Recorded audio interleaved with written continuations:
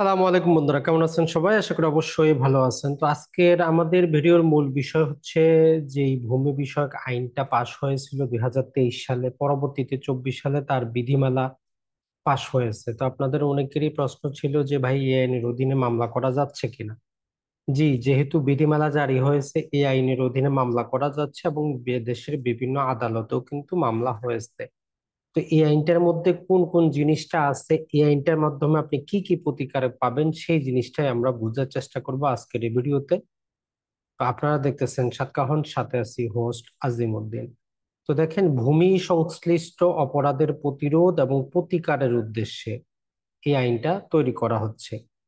এই আইনটা মনে করবেন, এটা হচ্ছে একটা অতিরিক্ত সাপ্লিমেন্টারি হিসাবে দিচ্ছে। বাংলাদেশে প্রচলিত আর যত প্রকার আইন আছে কোনো আইনকে প্রভাবিত করবে না, এক্সট্রা এডিশনাল হিসাবে দিচ্ছে। তাহলে এই আইনের নাম হচ্ছে আমাদের ভূমি অপরাধ প্রতিরোধ এবং প্রতিকার আইন 2023। এইটুকু মনে রাখবেন যে আপনি কি আইন পড়তেছেন। তাহলে ভূমি অপরাধ প্রতিরোধ এবং প্রতিকার আইন 2023। আইনটা যখন বুঝতে যাবেন, আইনের মধ্যে কিছু শব্দ আছে, এগুলো একটু মাথায় রাখতে হবে, না হলে কিন্তু আইনটা বুঝবেন না।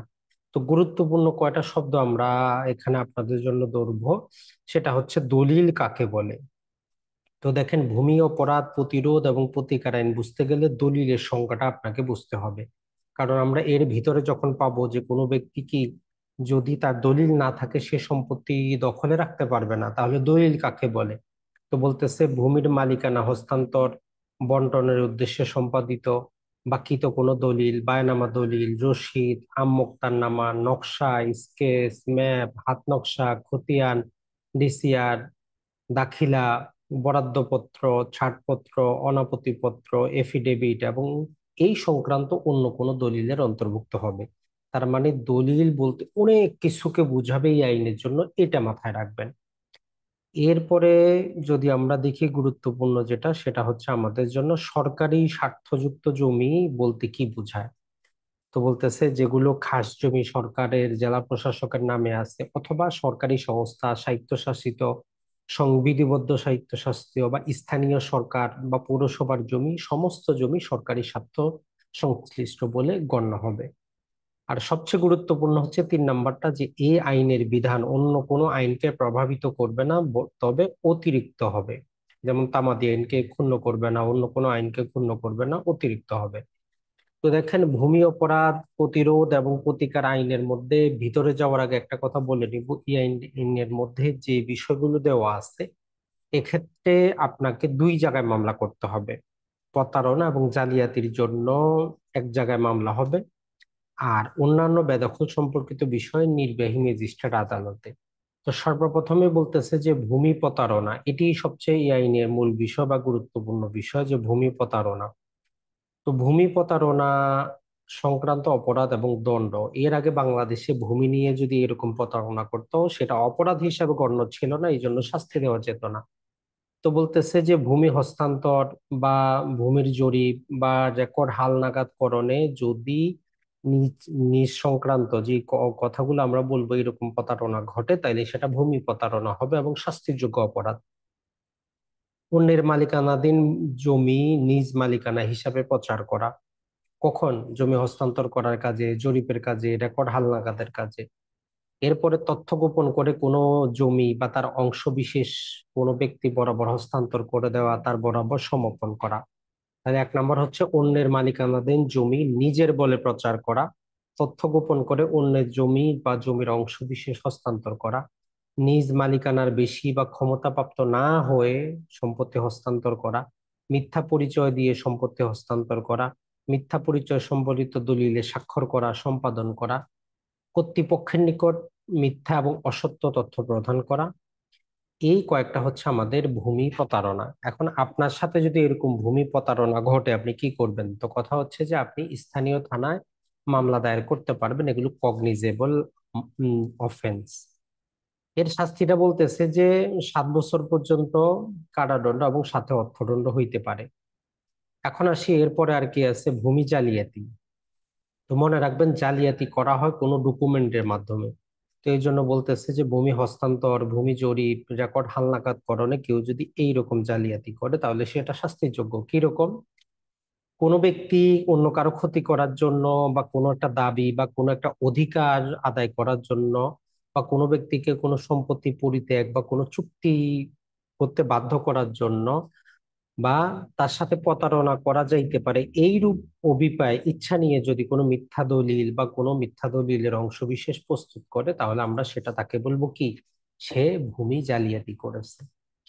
এরপরে হচ্ছে কোন দলিল বা তার অংশবিশেষ এইরূপ কোন ব্যক্তি বা তার অধীনে সম্পাদিত, সিলমোহরকৃত, সাক্ষ্যদিত বলে বিশ্বাস করানো, যেখানে সবাই জানে যে ওই সময় বা ওই ব্যক্তির কর্তৃত্ব বলে এটা সম্পাদিত হয় নাই, কিন্তু তারপরও এটা তার কর্তৃত্ব, তার অধীনে তার দ্বারা সম্পাদিত হয়েছে বলে কি করা, সেটাকে প্রচার করা।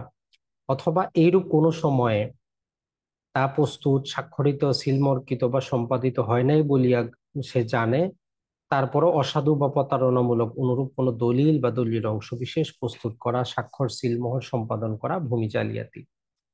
এরপরে বলতেছে যে কোনো সম্পাদিত দলিলের কোনো গুরুত্বপূর্ণ অংশ পরিবর্তন করা, সম্পূর্ণ বা আংশিক মিথ্যা দলিল প্রস্তুত করা, অসাধু বা প্রতারণামূলক ভাবে কোনো ব্যক্তির দলিল, স্বাক্ষর, সিলমোহর সম্পাদন বা পরিবর্তনে বাধ্য করা। এই সমস্ত কিছুই কি হবে, ভূমি জালিয়াতি হিসাবে অন্তর্ভুক্ত হবে। এর শাস্তি সর্বোচ্চ 7 বছর, পাশাপাশি অর্থদণ্ড। তাহলে এরকম ঘটলে আপনি কগনিজেবল আমল হিসাবে থানায় মামলা দায়ের করতে পারবেন, তখন তারা ফার্স্ট ক্লাস ম্যাজিস্ট্রেট আদালতে বিচারের জন্য পাঠিয়ে দিবে। এখন এইরকম ভূমি বিষয়ক প্রতারণা এবং জালিয়াতি রোধে ব্যবস্থা, অর্থাৎ আইনটা একটা মিশ্র বা হাইব্রিড আইন, অধিকারও দিচ্ছে এবং অধিকারটা কিভাবে আদায় হবে সেটাও বলে দিচ্ছে। তো যদি কি করা হয়, কোনো প্রকার দলিল, প্রতারণা বা সিজিত, আপনি কোনো একটা অথরিটির কাছে এরকম যদি কোনো দলিল সাবমিট করেন, যেমন এসিল্যান্ডের কাছে, সাব রেজিস্ট্রারের কাছে, জেলা প্রশাসকের কাছে, তাদের কাছে যদি মনে হয় যে আপনি এই রকম কি করেছেন, এখানে জালিয়াতি অথবা প্রতারণা করেছেন, তাহলে তারা যেই কাজটা করবে, যদি এটা আমাদের দ্বিতীয় ভাগে আছে যে এরকম, যদি তাদের কাছে মনে হয় যে এটা প্রতারণাপূর্ণ বা জালিয়াতিপূর্ণ, তাহলে সেই কারণটা লিখে তারা ফৌজদারি আদালতে প্রেরণ করবে বিচারের জন্য। আর বিচারিক আদালতে যদি বিচারক দেখেন যে দলিলটা প্রতারণা অথবা জালিয়াতির মাধ্যমে সৃষ্টি হয়েছে, তাহলে উনি সংশ্লিষ্ট জেলা প্রশাসক এবং অন্যান্য অথরিটি, যেমন জেলা রেজিস্ট্রার, সাব রেজিস্ট্রার বা অন্য কোনো অথরিটিকে আদেশ দিবেন যে এটা সংশ্লিষ্ট বইয়ে লিখে রাখার জন্য যে এই দলিলটা প্রতারণামূলক ভাবে সৃষ্টি করা হয়েছে। আর এখানে যে জিনিসটা করা হয়েছে সেটা হচ্ছে যে আমাদের এই জিনিসটা করে বাংলাদেশে হযবল অবস্থা সৃষ্টি করেছিল ভূমি মন্ত্রী। আমরা সবাই জানি আমাদের রাষ্ট্রীয় অধিগ্রহণ প্রজাস্বত্ব আইনের অধীনেও বর্তমানে খতিয়ান তৈরি হয়, রেকর্ড খতিয়ান এবং নামজারি খতিয়ান। তো বলতেছে যে 143-এ রেকর্ড খতিয়ান বা 144-এ নামজারি খতিয়ান, এই সর্বশেষ খতিয়ানে যদি কারো নাম না থাকে এবং এর মাধ্যমে যদি খাজনা দেওয়ার প্রমাণ না থাকে, তাহলে তিনি ভূমি বিক্রয়, দান, হেবা, অন্য কোনো ভাবে হস্তান্তর, পাওয়ার অফ অ্যাটর্নি সম্পাদন বা দলিল রেজিস্ট্রেশন করতে পারবেন না। আবার নিচে দিয়ে বলতেছে যে এই ধারার বিধানাবলী কোনো বলেই রেজিস্ট্রেশন আইনকে খর্ব করবে না। তো এইটা আমরা এক কথায় বলতে পারি যে কোনো সম্পত্তি আপনি হস্তান্তর করতে পারবেন না, তবে রেজিস্ট্রেশন আইন বলতেছিল যে পিতার নামে সম্পত্তি থাকলে হস্তান্তর করা যাবে। তো এই আইন প্রণীত হওয়ার পরেও আমরা এইটুক বলতে পারবো, যেহেতু বলা আছে রেজিস্ট্রেশন আইনকে প্রভাবিত করবে না, তো অবশ্যই সম্পত্তি হস্তান্তর করা যাবে। এখন আসি যে এখানে কিছু অবৈধ দখল এবং তার দণ্ডও কিন্তু দেওয়া আছে, ইললিগাল পজেশন যদি করে। তো যদি কারো কাছে সর্বশেষ খতিয়ান না থাকে বা উত্তরাধিকারী সূত্রে বা হস্তান্তর বা দখলের উদ্দেশ্যে আইনগতভাবে সম্পাদিত দলিল বা আদালতের মাধ্যমে মালিকানা বা দখলের অধিকপ্রাপ্ত না হইয়া কোনো ভূমি স্বীয় ভূমি দখল রাখতে পারবে না। তো না পারলে কি করবে, তো যিনি দখলদার তার কাছে উনি মামলা করলে আদালত কি করবে, তার বরাবর বুঝিয়ে দিবে। এখন বলতেছে যে কোনো ব্যক্তিকে তার নিজ দখলীয় জমি থেকে উচ্ছেদ বা দখলচ্যুত করা যাইবে না, অথবা তাকে ভূমিতে দখল বা প্রবেশেও বাধা প্রদান করা যাবে না। কাউকে আপনি উচ্ছেদও করতে পারবেন না, কাউকে তার জমিতে প্রবেশে বাধা দিতে পারবেন না। যদি লঙ্ঘন করেন, এইরকম যদি আপনি কাজ করেন, তাহলে 2 বছর পর্যন্ত কারাদণ্ড, সাথে অর্থদণ্ড হইতে পারে। এরপরে যদি আমরা দেখি অবৈধ দখল পুনরুদ্ধার, যেটা আমরা আগেও জানি যে ফৌজদারি কার্যবিধির 145 ধারায় যেরকম নির্বাহী ম্যাজিস্ট্রেট আদালতে আমরা মামলা করতাম, তো এই জায়গায় ওই একই বিধানগুলো আলোচনা করা আছে যে আমরা মামলা করতে পারবো। তো এই মোটামুটি এটাই এখানে, অন্য কিছু কিন্তু নাই।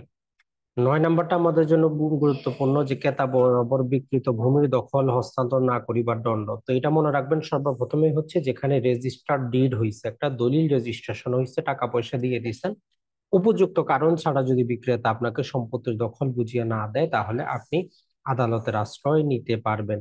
এগুলো নির্বাহী ম্যাজিস্ট্রেট আদালতে মামলা করতে পারবেন।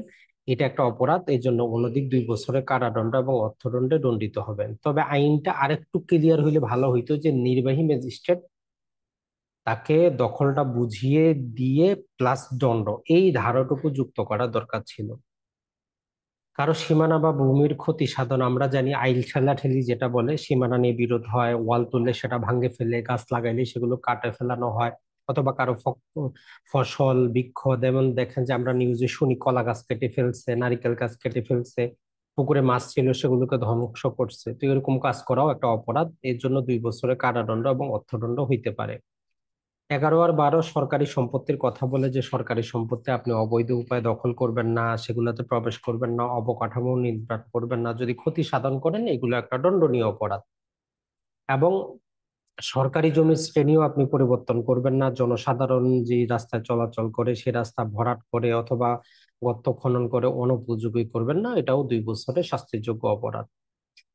13 নম্বরটা গুরুত্বপূর্ণ, হচ্ছে যে জেলা প্রশাসকের অনুমতি ছাড়া আপনি আবাদযোগ্য জমি বা কর্ষণীয় ভূমির উপরিস্তর, ওই যে ইট ভাটার জন্য যে মাটিগুলো কাটে এরকম কাটতে পারবেন না, অথবা রেকর্ডীয় মালিকের, তো এখানে রেকর্ডীয় মালিকের শব্দটা ব্যবহার করার কোনো কারণ নাই, ভূমি মালিক এই কথাটা বলার দরকার ছিল, যে রেকর্ডীয় মালিকের বিনা অনুমতিতে জমিতে বালু বা মাটি দ্বারা ভরাট করা যাবে না। তো এরকম কাজ করলেও 2 বছরের কারাদণ্ডে দণ্ডিত হতে পারেন। এরপরে যদি আমরা দেখি, সেটা হচ্ছে যদি কোনো আদেশ দেন, সেটা কোনো কাজের না। এই কাজে যদি আপনি কাউকে অপরাধ সংগঠনে সহায়তা করেন অথবা কাউকে প্ররোচিত করেন, সেটাও একটা দণ্ড। একই অপরাধ বারবার করলে আপনার দণ্ডটা কিন্তু দ্বিগুণ হয়ে যাবে। এরপরে যদি দেখি, কোম্পানিও যদি এরকম কাজ করে, কোম্পানির যে ম্যানেজার, পরিচালক, সচিব আছে বা ঊর্ধ্বতন কর্মকর্তা আছে, তারা অবশ্যই অবশ্যই দায়ী হবে। এই মামলার গুরুত্বপূর্ণ জিনিস হচ্ছে, অপরাধগুলো থানায় দায়ের করতে পারবেন আমলযোগ্য কগনিজেবল মামলা, মানে যেগুলো থানায় দায়ের করা যায়। বলতেছে যে 4 এবং 5 যে অপরাধ বর্ণিত, মানে ভূমি প্রতারণা এবং ভূমি জালিয়াতি, এই দুইটা হচ্ছে নন বেইলেবল, মানে মামলা হইলে সহজে জামিন পাবেন না। আর অন্য ধারাগুলো বেইলেবল এবং কম্পাউন্ডেবল, আপোষযোগ্য। এগুলো প্রথম শ্রেণীর ম্যাজিস্ট্রেট আদালতে বিচার্য হবে। আর এই মামলা প্রাপ্তির পর থেকে 180 দিনের মধ্যে বিচার সম্পন্ন করতে হবে, যেটা আমরা বলবো যে কোনো কাজেই আসে না। আমরা জানি সব মামলায় বলা থাকে এরকম। তবে এই আইনের মধ্যে বলতেছে যে বিচারের ক্ষেত্রে যদি বিচারক মনে করে ক্ষতিপূরণ দেওয়া দরকার, ক্ষতিপূরণ দিতে পারবে, এবং অন্যান্য প্রতিকার দেওয়া দরকার, সেটাও দিতে পারবে। যারা সাক্ষী থাকবেন, সাক্ষীর সুরক্ষার কথাও বলা আছে। এই বেশিরভাগ মামলা ভূমি প্রতারণা এবং ভূমি জালিয়াতি আর নির্বাহী ম্যাজিস্ট্রেট আদালতের যে মামলাগুলো, সেগুলো বাদ দিয়ে অন্যান্য মামলা কি মোবাইল কোর্ট কর্তৃক তাৎক্ষণিক বিচার্য হইতে পারে। তার মানে কি, ওই যে আপনার যদি কেউ সীমানা যদি কেউ ঠেলাঠেলি করে ক্ষতি করে, মোবাইল কোর্ট যাইতে পারে, দখল বুঝিয়ে না দিলে মোবাইল কোর্টে যাইতে পারে। এরপরে যদি আমরা দেখি, মোটামুটি তেমন আর কিছুই নেই। তো এটাই ছিল আমাদের ভূমি অপরাধ প্রতিরোধ এবং প্রতিকার আইন। আশা করি আপনারা বুঝতে পেরেছেন। ভালো থাকবেন, সুস্থ থাকবেন। আসসালামু আলাইকুম।